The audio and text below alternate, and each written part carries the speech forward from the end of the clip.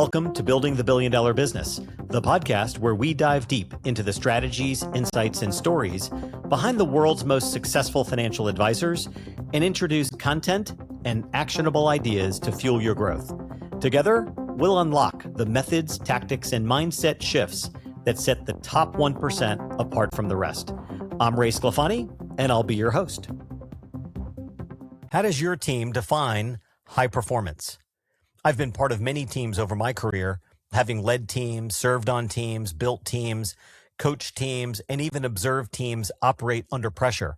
One consistent pattern I've seen repeatedly is that every team has its own definition of high performance, even when that definition isn't stated out loud. Sometimes high performance means production. Sometimes it means loyalty. Sometimes it means client impact or responsiveness. Sometimes it's being easy to manage or means carrying more than your fair share. Sometimes it means being the person who challenges the room. And sometimes it means being the person everyone trusts when the work gets complicated. None of those definitions is inherently wrong. The issue is that many leadership teams often assume they are using the same definition of high performance, even when they may not be. One leader may reward independence. Another may reward collaboration and interdependence. One may value speed. Another may value precision. One may define leadership as bringing in business. Another may define leadership as developing others. One may value someone who never complains.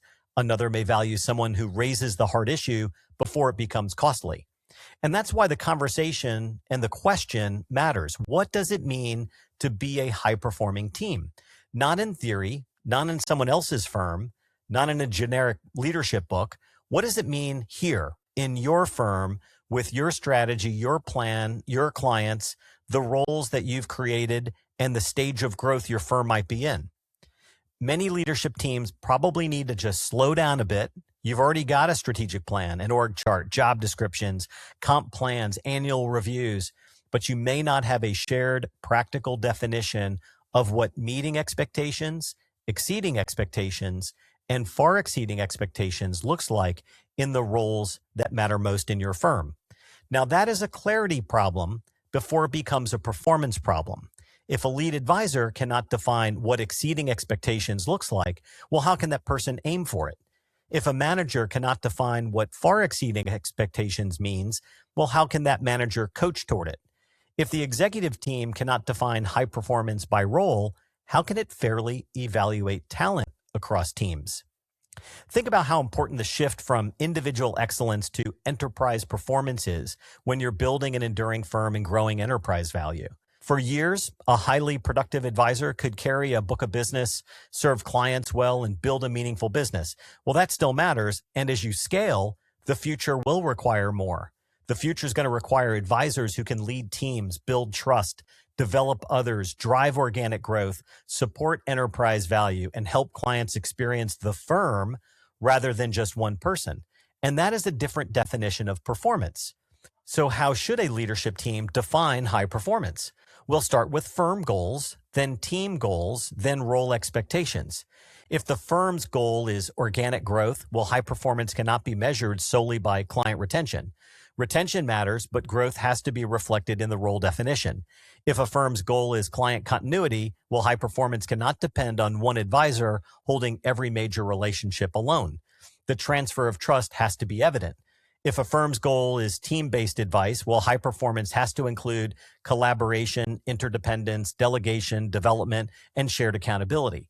If the firm's goal is margin discipline, well, high performance has to include capacity, process, and better use of resources. This is where the execution team needs to do the real work. For each critical role, define what does it mean to meet expectations, and meeting expectations should describe the reliable execution of the role as it exists today. The person's doing the job. The work is dependable. Clients are served. Commitments are met. The team can count on the person. There is consistency. Well, that may sound simple, but it's not minor. A firm needs people who consistently meet expectations. In many businesses, reliability is the major asset. The mistake is undervaluing consistent performance. The mistake is confusing consistent performance with readiness for a larger role. Then define what exceeding expectations means. Exceeding expectations should describe contributions beyond reliable execution. The person creates leverage. They improve outcomes. They make the team better. They solve problems before they escalate. They help others succeed. They do not simply complete their work. They improve how the work gets done. Then define what far exceeding expectations means. Far exceeding expectations should describe an enterprise contribution. The person expands the firm's capacity. They develop others. They strengthen client continuity. They improve the system. They raise the standard. They create value beyond their role. They make the business more transferable by reducing dependence on one person's heroic effort. Now, apply that to roles. Let me give you some examples here. For a lead advisor, meeting expectations may mean strong client retention, responsive communication, sound advice, and reliable relationship management. Exceeding expectations may mean consistent organic growth, effective delegation, development of associate advisors, and a deeper engagement with spouses and next-generation family members. Far exceeding expectations may mean transferring trust across the team, building enterprise value beyond the advisor's individual client responsibilities, mentoring future leaders, helping the firm grow without increasing founder dependency. Let's look at the associate advisor. Meeting expectations may mean demonstrating technical competence, planning, quality, preparation, follow-through, responsiveness. Exceeding expectations may mean taking meaningful work off the lead advisor's plate, demonstrating client readiness, improving planning conversations, and building confidence among clients and teammates. Far exceeding expectations may mean becoming a force multiplier who develops others, leads parts of the client experience, identifies growth opportunities, and demonstrates readiness for a larger advisory role. For a manager, meeting expectations may mean clear communication, basic accountability, regular check-ins, and ensuring work gets done. Exceeding expectations may mean coaching people well, delegating with clarity, addressing performance issues early, and building trust across the team. Far exceeding expectations may mean developing other leaders, creating a culture of ownership, improving team capacity, and helping the business perform even when that manager is not in the room. For an operations leader, meeting expectations may mean ensuring service consistency, executing processes and workflows, resolving problems, and keeping the firm moving. Exceeding expectations may mean reducing friction, improving capacity planning, using data to identify constraints, and enhancing the client and advisor experience. Far exceeding expectations may mean building scalable systems, anticipating growth needs, integrating technology effectively, and creating operating leverage across the enterprise. So this level of specificity will help people grow. Generic performance language rarely changes behavior. Clear expectations do. People need to know what the next level looks like, and managers need language to coach toward it. Without that, performance conversations become subjective. The person hears feedback, but they don't know what to do differently. The manager provides direction, but the standard shifts from day to day don't make any sense. The execution team talks about talent, but each leader uses a different measuring stick. That's not fair to the employee, and it's not good for the business or the clients. A better practice is to ask each employee to define high performance in their role. Then compare that definition with the manager's and the executive team's definitions.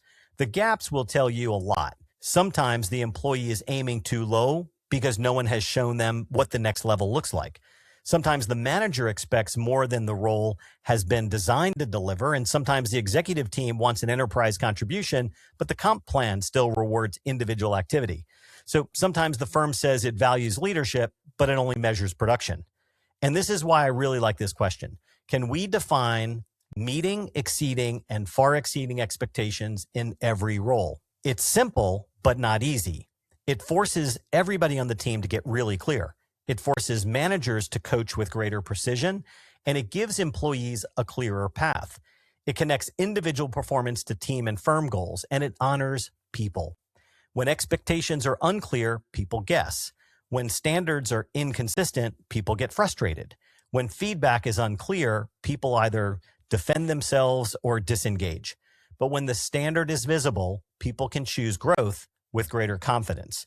I often hear people talk about roles and responsibilities and clarity of role and responsibilities. Well, that all sounds good. Start with meets, exceeds, and far exceeds for every role, looking at those responsibilities and define that more clearly. Because the future of wealth management will demand more from our teams, more collaboration, more interdependence, more leadership, more adaptability, more client continuity, more growth, more judgment, and more ability to use technology without losing the human edge. And that future requires a more mature definition of high performance. With each episode, I provide coaching questions so that you can use these with your next executive team conversation. Number one, what must high performance mean for your firm over the next 12 to 18 months, given where the business is headed? Number two, can you clearly define what meeting, exceeding, and far exceeding expectations looks like in your most important roles?